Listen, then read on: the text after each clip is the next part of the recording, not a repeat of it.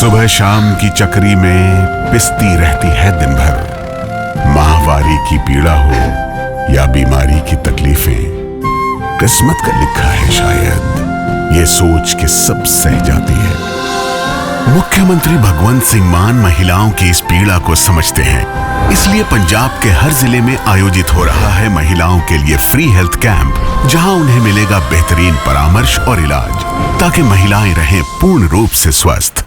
नमस्कार, दिन भर की बड़ी खबरों में आपका स्वागत है। मैं हूं आपके साथ आराधना। आज इस बुलेटिन में बात होगी बेलगावी में कांग्रेस वर्किंग कमेटी की बैठक की, पेपर लीक को लेकर एनडीए सरकार पर राहुल के बड़े हमले की, देखेंगे बिहार में कैसे ईश्वर अल्लाह पर मचा बवाल, आरएसएस प्रमुख और संघ के मुखपत्र के बयानों में टकराव को, जानेंगे कैसे किसानों के ऐलान ने बढ़ाई मोदी सरकार की मुश्किलें, और बुलेटिन के आखिर में बात होगी चुनावी चंदे को लेकर बड़े खुलासे की।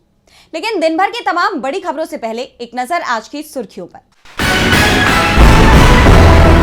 बीजेपी नेता प्रवेश वर्मा के खिलाफ ईडी दफ्तर पहुंचे Sanjay Singh, cash for vote के मामले में दर्ज कराई शिकायत। प्रवेश वर्मा पर महिलाओं को पैसे बांटने का है आरोप।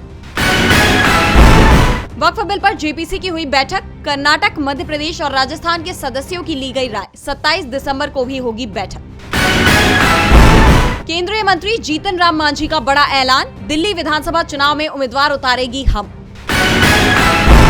शेयर बाजार रहा सपाट, 0.37 अंकों की गिरावट के साथ 78,472 पर बंद हुआ सेंसेक्स। वहीं 22.55 अंकों की बढ़ोतरी के साथ 23,750 पर बंद हुआ निफ्टी।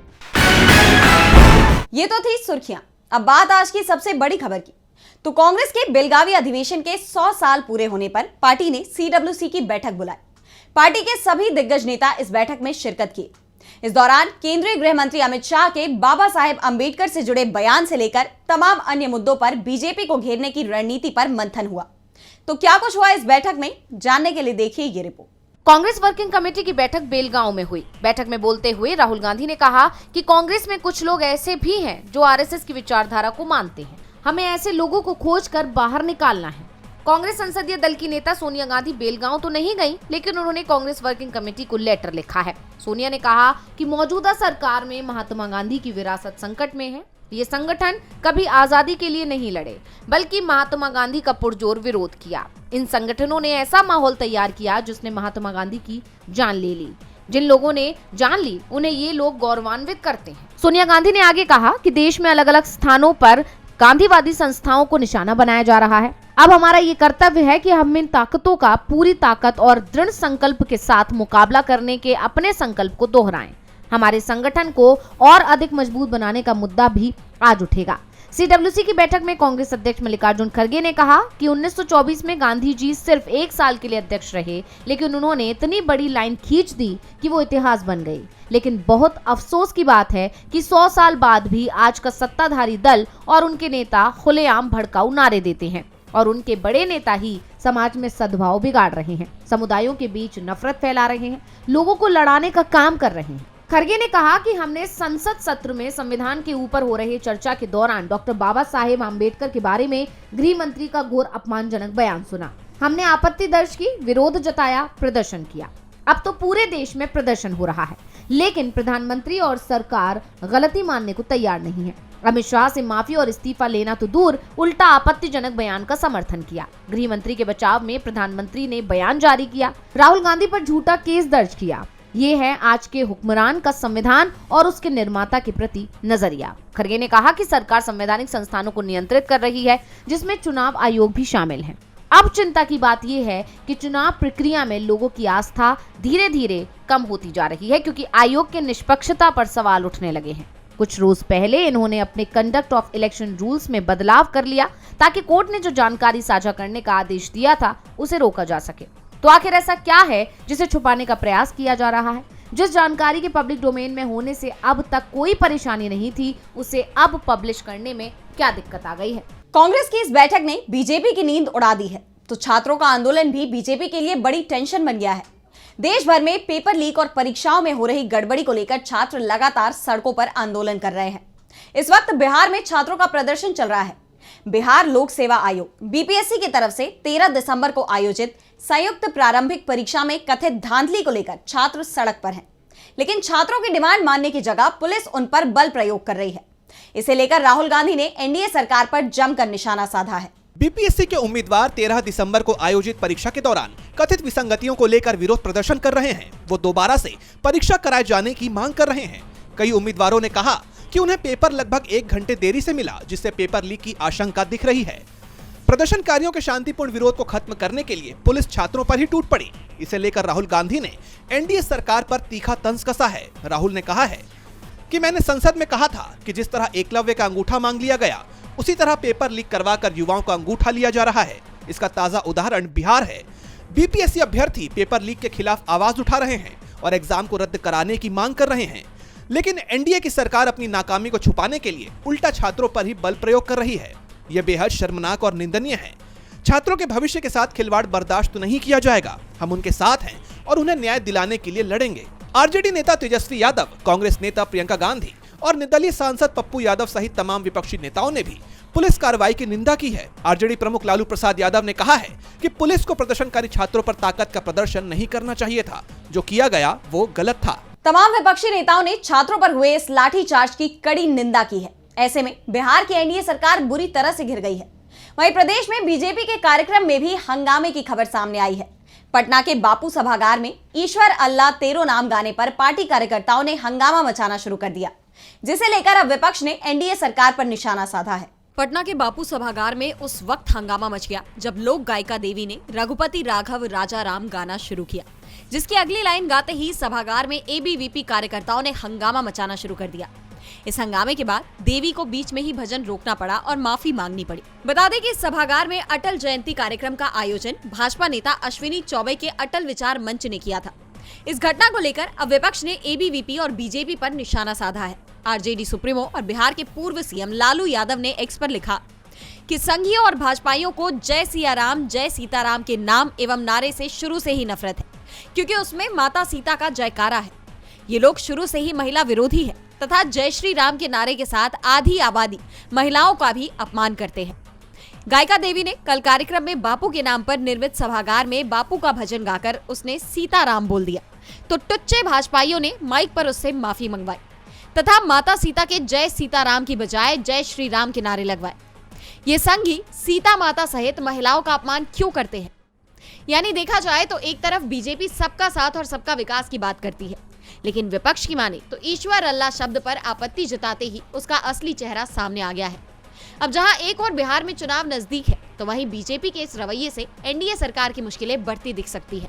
बिहार में एनडीए सरकार एक साथ कई मुद्दों पर घिरती जा रही है। वहीं आरएसएस भी विवादों से घिर गया है। आरएसएस प्रमुख और संघ के मुखपत्र के बयानों में टकराव देखने को मिला है। हाल ही में भागवत ने मस्जिदों के सर्वे को लेकर बयान दिया था और अब संघ की मैगजीन ऑर्गेनाइजर में एक लेख छपा है जो भागवत के बयान से पूरा उलट है, जिसे लेकर कई तरह के सवाल उठ रहे हैं। तो क्या है पूरा मामला, देखिए इस रिपोर्ट में। आरएसएस के मुखपत्र ऑर्गेनाइजर में संघ प्रमुख मोहन भागवत के बयान के ठीक उलट बयान प्रकाशित हुआ है। हाल ही में आरएसएस प्रमुख ने मस्जिदों के सर्वे को लेकर बयान दिया था। उन्होंने कहा था कि अब इन मुद्दों को नहीं उठाना चाहिए। हर दिन इस तरह के मुद्दों को उठाने को स्वीकार नहीं किया जाना चाहिए। कुछ लोग मंदिर और मस्जिद का मुद्दा उठाकर हिंदुओं के नेता बनने की कोशिश कर रहे हैं। इस मौके पर उन्होंने एक समावेशी समाज की भी वकालत की थी। वहीं अब संघ की मैगजीन ऑर्गेनाइजर ने भागवत के बयान के ठीक उलट लेख प्रकाशित किया है। मैगजीन में लिखा है कि विवादित स्थलों और पुराने स्ट्रक्चर का सही इतिहास जानना जरूरी है। ये सभ्यतागत न्याय के लिए जरूरी है। इसके साथ ही संभल के जामा मस्जिद मामले में मैगजीन में कवर स्टोरी भी छापी गई है। इसके अलावा पत्रिका में पिछले सालों में हुई सांप्रदायिक घटनाओं का भी जिक्र किया गया है। इस लेख में मंदिर मस्जिद विवाद को लेकर संघ प्रमुख की सलाह या चेतावनी को पूरी तरीके से नजरअंदाज कर दिया गया है।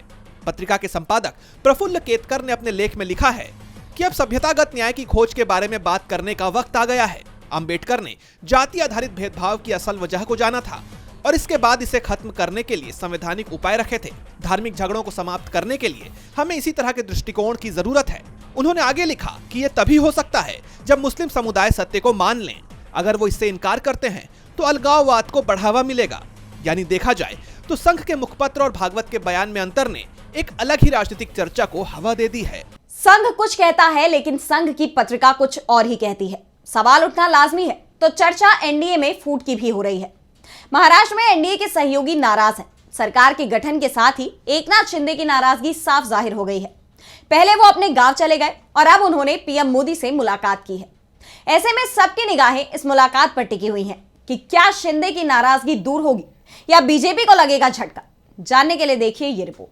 महाराष्ट्र में सरकार बने हुए 20 दिन ही हुए हैं, लेकिन एनडीए सरकार में पहले ही दिन से टकराव की खबरें सामने आ रही हैं। शिवसेना प्रमुख एकनाथ शिंदे की नाराजगी की खबरें तो चुनाव नतीजों के बाद से ही आना शुरू हो गई थी, जो अभी भी बरकरार है। शिंदे ने 5 दिसंबर को सीएम देवेंद्र फडणवीस के साथ शपथ ली थी, लेकिन अभी तक अपने विभाग का कामकाज नहीं संभाला है, क्योंकि जो मंत्रालय उन्हें मिले हैं वे उनसे खुश नहीं है। इसके चलते नाराज होकर पहले तो वो अपने प्रेता गाँव चले गए। दिल्ली में एनडीए की बैठक के लिए उन्हें बुलाया गया तो वो वहां नहीं गए, लेकिन बैठक होने के अगले ही दिन वो जरूर दिल्ली पहुंच गए। इस दौरान शिंदे ने पीएम मोदी और बीजेपी के राष्ट्रीय अध्यक्ष के साथ साथ केंद्रीय गृह मंत्री अमित शाह से मुलाकात की। लेकिन अब सवाल ये खड़ा होता है कि जब शिंदे को दिल्ली आना ही था तो एक दिन पहले क्यों नहीं आए? क्या अम्बेडकर विवाद को लेकर शिंदे बीजेपी से अलग रुख दिखाने की कोशिश कर रहे हैं? क्योंकि जब ये विवाद खड़ा हुआ तो शिंदे दीक्षा भूमि पहुंच गए थे। उन्होंने शाह के बयान पर अभी तक चुप्पी साध रखी है। वैसे ये भी कहा जा रहा है कि मंत्रालयों के बंटवारों में भले ही शिंदे को मनचाहे विभाग नहीं मिले हैं, लेकिन वो जिले के प्रभारी मंत्रियों की नियुक्ति पर सरकार से अपनी मांग मनवाने की कोशिश में जरूर जुटे हुए हैं। ऐसे में विपक्ष के दावे सच हो रहे हैं कि सरकार बनाने के बाद भी महाराष्ट्र में एनडीए की सरकार संकट में है। एकनाथ शिंदे को मनाना बीजेपी के लिए आसान नहीं दिख रहा, तो नाराजगी किसानों की भी खत्म नहीं हो रही।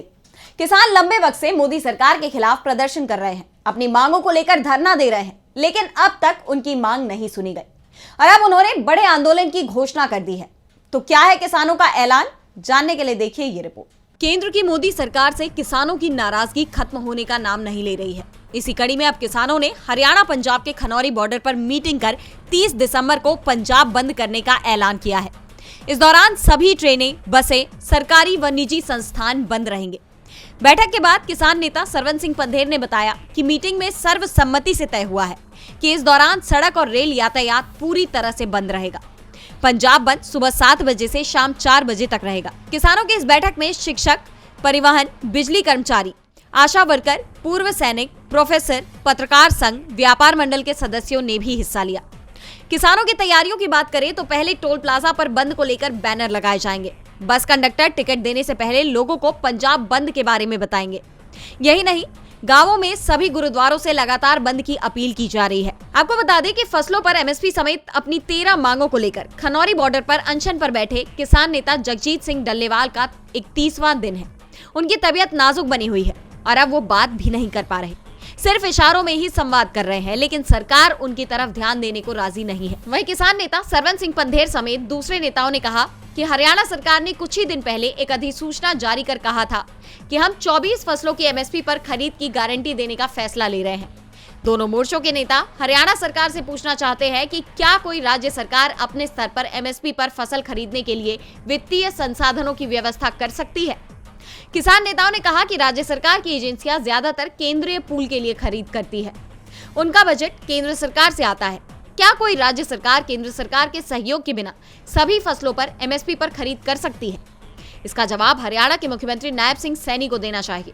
और अब 30 दिसंबर को किसानों ने बंद बुलाया है। ऐसे में देखना होगा कि बंद का असर कितना रहता है और किसानों के ऐलान के बाद सरकार क्या कदम उठाती है। और अब बुलेटिन के आखिर में देखेंगे चुनावी चंदे पर हुए बड़े खुलासे को। तो चुनावी चंदे को लेकर एक रिपोर्ट सामने आई है, जिसमें 2023-24 में राजनीतिक पार्टियों को मिले चंदे को लेकर तमाम आंकड़े पेश किए गए हैं। पार्टियों को ये चुनावी चंदे लोगों, ट्रस्टों और कॉरपोरेट घरानों से मिले हैं। तो किस पार्टी को पिछले 1 साल में मिली है कितनी रकम? जानने के लिए देखिए ये रिपोर्ट। देश की तमाम राजनीतिक पार्टियों को मिले चंदे को लेकर चौंकाने वाली जानकारी सामने आई है। पार्टियों को ये चुनावी चंदे लोगों, ट्रस्टों और कॉरपोरेट घरानों से 20,000 रुपए और उससे अधिक के डोनेशन के तौर पर मिले हैं। चुनावी चंदा पाने में बीजेपी एक बार फिर शीर्ष पर है। चुनाव आयोग की वेबसाइट के मुताबिक बीजेपी को साल 2023-24 में 2,244 करोड़ रुपए मिले हैं। यह रकम पिछले वित्त वर्ष की तुलना में 3 गुना से भी ज्यादा है।